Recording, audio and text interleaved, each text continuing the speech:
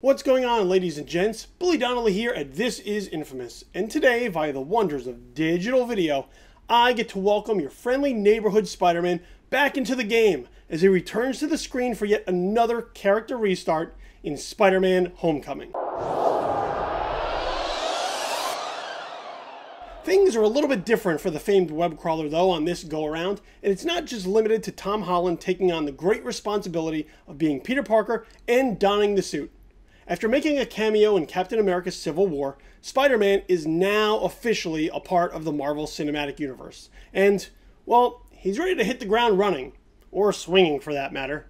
After being called upon by his new mentor, Tony Stark, to tangle with the other Avengers, Holland's Peter Parker has the superhero itch. He wants to be doing more. He wants to prove himself and show that he's capable of saving the day, too. Against Stark's wishes that he just go be a kid, Parker increases his crime fighting on a local level, attempting to use his powers to help wherever he can. And that's where he runs into Michael Keaton as Adrian Toomes, or as fans have come to know him, the Vulture. In a rare case of Marvel crafting a solid villain, Keaton's Vulture is an excellent foil for this version of Spidey.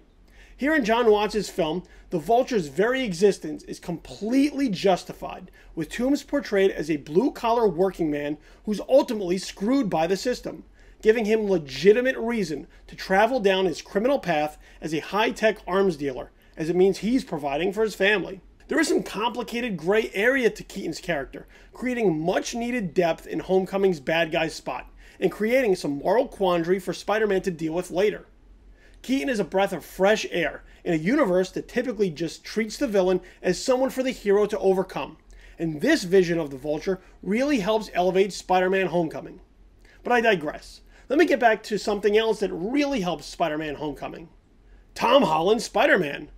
While Tobey Maguire and Andrew Garfield's Spideys both had their strengths and weaknesses, it's Holland's take that seems to strike the right all-around tone for who Peter Parker is.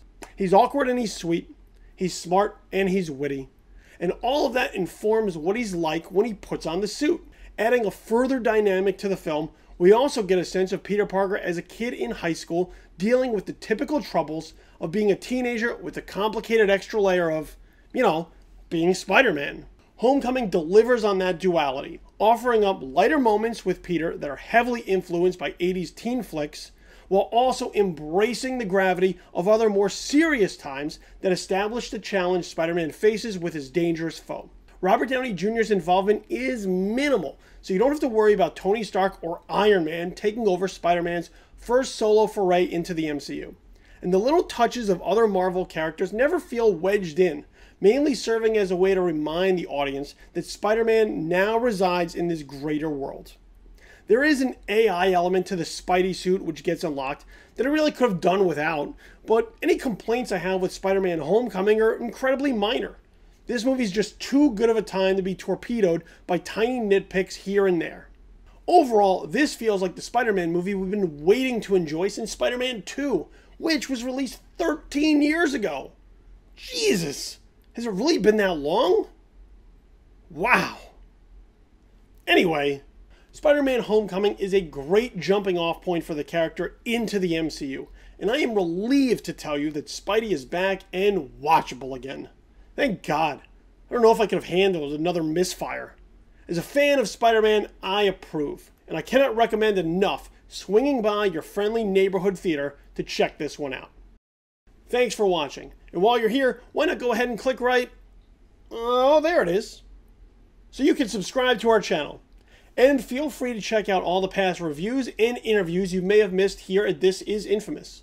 And if you want to like this video down below or leave a comment, might as well do that too while you're hanging around.